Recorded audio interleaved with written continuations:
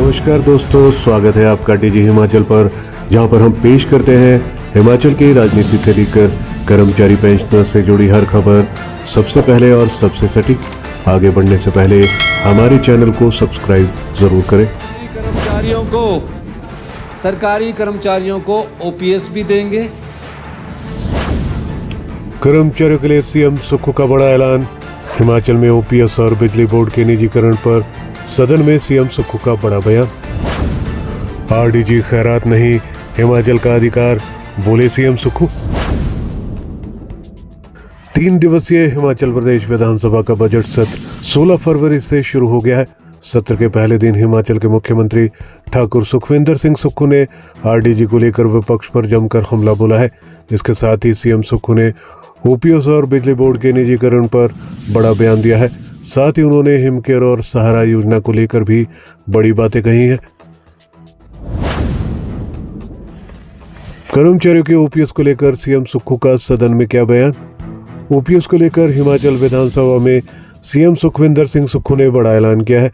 मुख्यमंत्री सुखविंदर सिंह सुक्खू ने कहा है कि हमारी सरकार कर्मचारियों को ओपीएस भी देगी, बिजली बोर्ड का निजीकरण नहीं होगा, बिजली बोर्ड को स्ट्रेंथन करेंगे, हिमाचल में हिमकेयर योजना भी चलाएंगे और सहारा योजना भी चलेगी। सरकारी कर्मचारियों को ओपीएस भी देंगे। बिजली बोर्ड का जो निजीकरण नहीं करेंगे उसको स्ट्रेंथन करेंगे। इनके द्वारा जो भ्रष्टाचार की हिमकेयर योजना है, जिसको मैं स्वरूप दे रहा हूं, जिसमें कई लोगों के नाम आएंगे, किस प्रकार से पैसों को लुटाया गया, उस योजना को भी चलाएंगे। और जनता की अदालत यही इसी बजट में सारा योजना को भी हम चलाएंगे। एक और बात बता, 17 मार्च को पेश होगा बजट।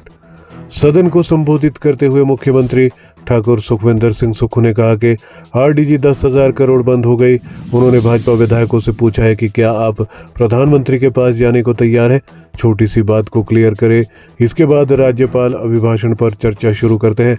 इसके साथ ही सीएम सुक्खू ने कहा कि 17 मार्च को हिमाचल प्रदेश का बजट पेश होगा। मैं चाहता हूँ कि सभी सदस्य, आरडीजी को मुद्दा नहीं है, यह अधिकार है, हक है, और ये प्रदेश की जनता का है, सरकार का नहीं है। सरकार तो इस अधिकार की लड़ाई लड़ रही है और मैं चाहूंगा कि अधिकार की लड़ाई में हम सब लोग इकट्ठे होकर जाए। कोई सरकार का विरोध, कोई किसी का विरोध थोड़ी कर रहा है। वो तो हम सबको कह रहे हैं कि आरडीजी हिमाचल प्रदेश के लोगों का हक है, क्योंकि हिमाचल प्रदेश का जो गठन हुआ था वो रेवेन्यू सरप्लस के अनुसार नहीं हुआ था, और जीएसटी के बाद तो हमारी पोजीशन और खराब है। इसलिए हम सब लोग मिलकर एकजुटता से आगे बढ़े, यही कहना चाहता था। काम रोको प्रस्ताव कितने लाई नियम 67 के तहत?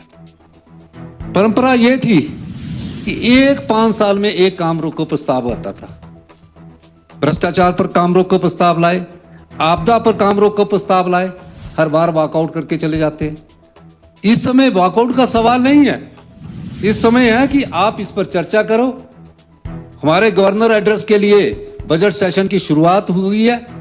महीना चलेगा, 1.5 महीना चलेगा, वो आपने तय करना है, सरकार ने तय करना है। पूरा मौका देंगे आपको। एक भी पल आप बोलेंगे कि इतने दिन और बढ़ा दो, और बढ़ा देंगे। मैं ये बात इसलिए कह रहा हूं कि 17 मार्च को बजट पास होना है और 16 फाइनेंस कमीशन की जो रिकमेंडेशन है वो ले होनी है। हमें चर्चा करनी चाहिए, डरना किस चीज से है? एमएलए बनते रहते, विधायक बनते रहते, लेकिन एक बार हिमाचल का अधिकार छिन गया, 75 लाख जनता के अधिकार अगर छिन जाएगा तो जनता की और लोकतंत्र की आवाज भी कमजोर। आरडीजी खैरात नहीं, हिमाचल का अधिकार। इसके साथ ही मुख्यमंत्री ने कहा है कि भाजपा आरडीजी के मुद्दे पर अपना स्पष्ट रुख प्रदेश की जनता के सामने रखने में विफल रही है। प्रदेश की जनता जानना चाहती है कि प्रमुख विपक्षी दल होने के नाते क्या भाजपा हिमाचल के लोगों के अधिकारों के साथ खड़ी है या नहीं। मैं प्रदेशवासियों को विश्वास दिलाता हूं कि उनके अधिकारों और हितों की रक्षा के लिए हम हर मंच पर पूरी प्रतिबद्धता, दृढ़ता और पारदर्शिता के साथ अपनी आवाज बुलंद करते रहेंगे। छोटी सी लाइन में चर्चा खत्म कर देते। एक बात जवाब दीजिए, आरडीजी के पक्ष में जो हिमाचल प्रदेश की जनता का 10,000 करोड़ रुपया हर साल का बंद हो रहा है, क्या आप उसमें प्रधानमंत्री जी के पास जाने को तैयार है और उस पर चर्चा करो? तैयार है तो खत्म करो और अभिभाषण स्टार्ट करो। यह बात मानसिकता क्या है?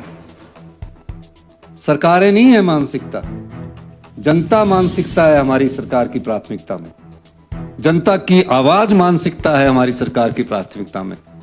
जब जब जनता के अधिकारों का हनन होता है तो वो लोकतंत्र में सत्ता पक्ष और विपक्ष को एकजुट होकर आवाज उठानी पड़ती है, चाहे वो कांग्रेस पार्टी के चाहे बीजेपी।